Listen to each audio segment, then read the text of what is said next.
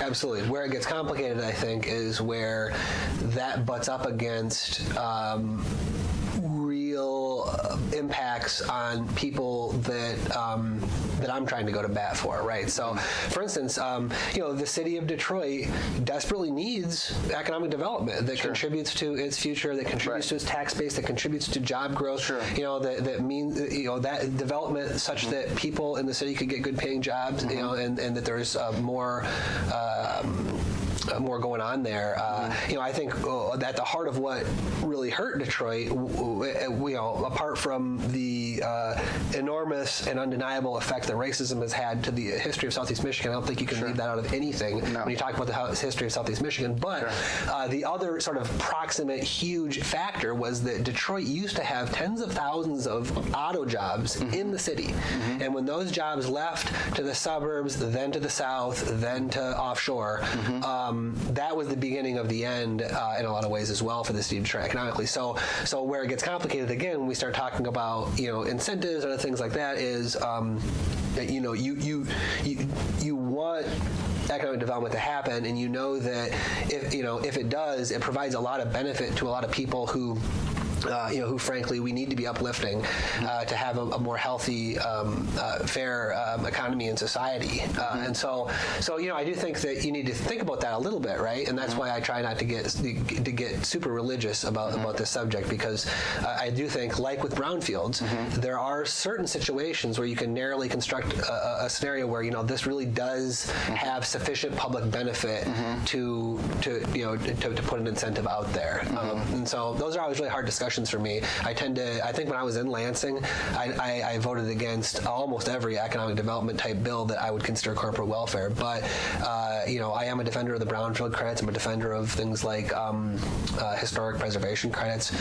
And often the people who are able to take advantage of those are developers. Another one that becomes interesting is affordable housing, right? The way that we do affordable housing here in Michigan is mostly through incentivizing developers to build it. That has there's a lot of problems with that, and I want to influence our local communities and the state to do it differently. I think that we should do much more publicly owned housing, because then the benefit is permanent.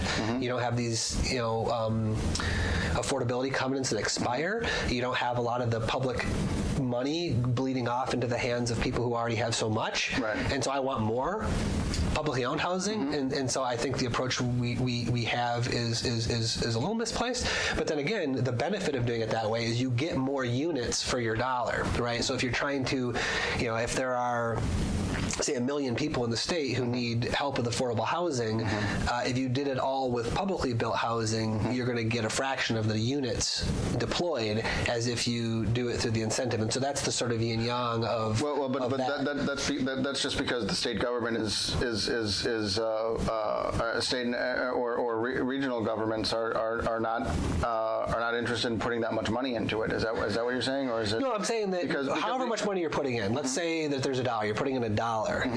If you build and operate and own the housing publicly, you're going to get, say, 1 unit per dollar. If you do it the other way, where is you're incentivizing developer to bring private capital to the table, and what you lose is the permanent affordability, you lose the public control, but what you gain is there's more units. You're expanding.